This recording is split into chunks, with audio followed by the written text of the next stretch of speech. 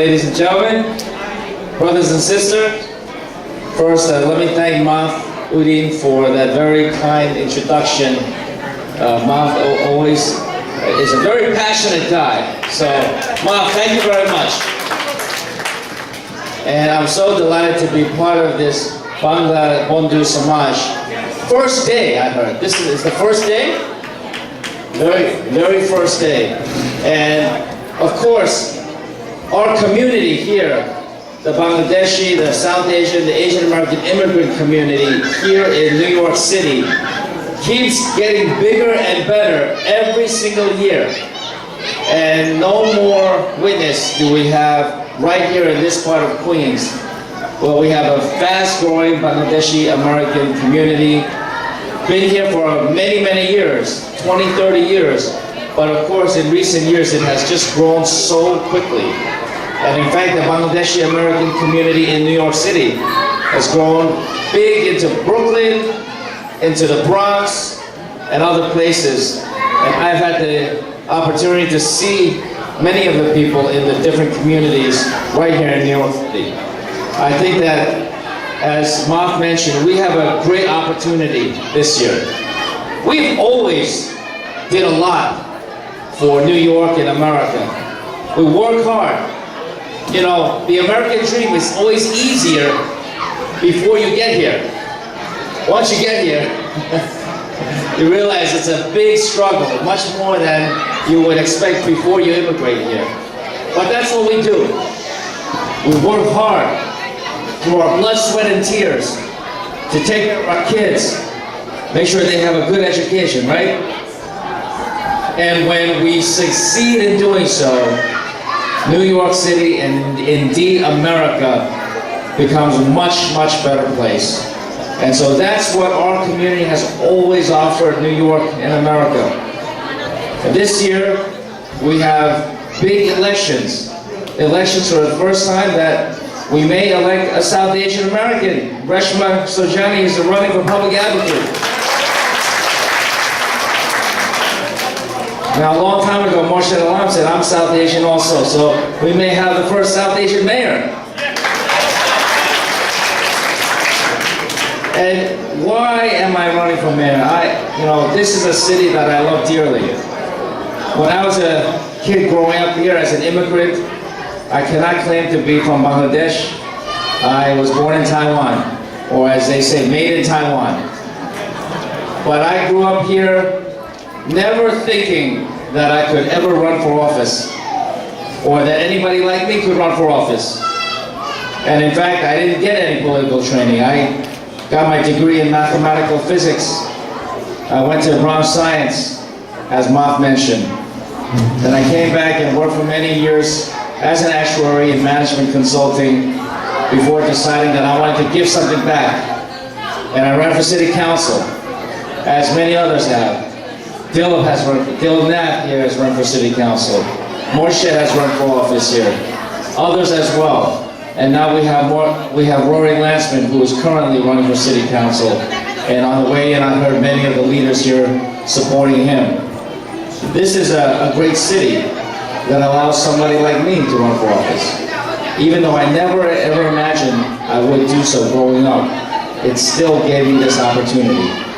And when I was first running for city council, people asked me, why are you running for city council? You can't win. And I would ask them, what do you mean I can't win? I think I can win.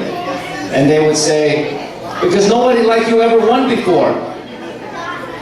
And I said, well, we're going to work hard. We're going to do our best. I think we have a great strategy. And 12 years ago, I won that election for New York City Council. And I had the privilege of serving in the New York City Council for 8 years. And then 4 years ago, in 2009, I decided I would take it a step further and run for a citywide office here in New York City. And I ran for New York City Comptroller. New York City Comptroller, who is the Chief Financial Officer of New York City. I signed all the checks, $70 billion worth of checks.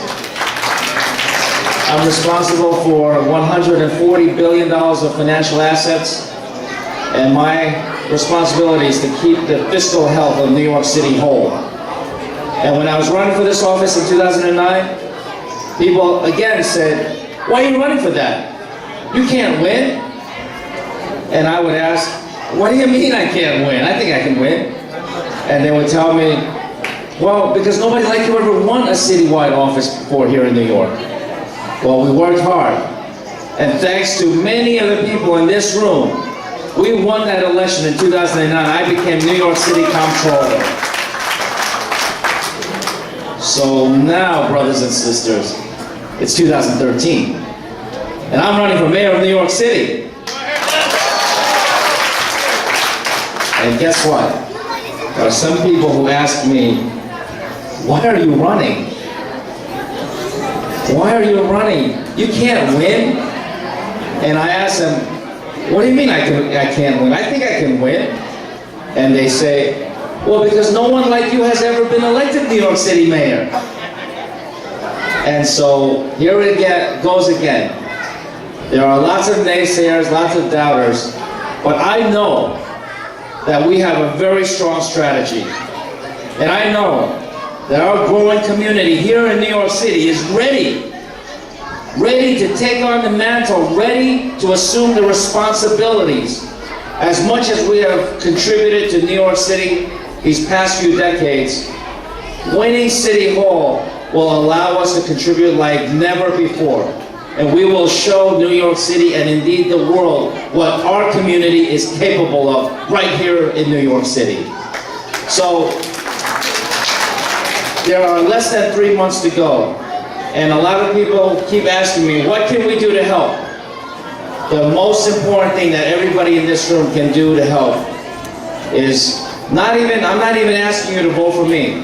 I'm just asking you to vote. Go out there and vote. You know, there are so many important issues that we face in this city and in this country. Now, I understand we're in an immigrant community. Maybe there are some people who are not citizens and therefore cannot vote. I understand that, of course. That's the practical reality. But we also know that there are many people who have been here for a long time, are citizens, but for whatever reason have not voted yet, or have not even registered to vote. Brothers and sisters, we cannot afford a single person not voting, especially with the issues that we face here in New York City, where we would never think that we would have to face these kinds of issues. Issues like school children having to go to school or celebrating Eid holiday. No family, no child should have to make that decision. There should be a school holiday on the most important Muslim holidays of Eid. Issues where masjids all across the city are faced with harassment by the Department of Buildings, the Department of Finance, who seem not to understand that these masjids are places of worship and they should be treated like that. And yet, they are not given that full equal treatment. And issues like the police spying and monitoring people for no reason other than the fact that they're Muslim. I think that's wrong. That doesn't belong here in America, certainly not here in New York City. So we've got our share of concerns that I think need to be addressed, but they will never be addressed so long as we stay silent and we do not vote. So brothers and sisters, I ask you this year, doesn't matter who you vote for, just go vote. Because who you vote for is always secret. Nobody finds out who you vote for. But whether you went to vote or not is a matter of public record. And everybody knows whether you went to vote or not.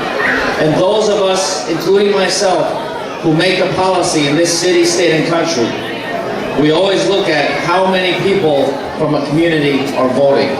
So we want to show the numbers. We want to take this seriously. And I say thank you very much for this opportunity to be here, for the opportunity to run, and for our collective opportunity to make an even stronger print on New York City and America. Thank you so much, and thanks for having me as part of this Bangali Bandhu Somaj. Thank you.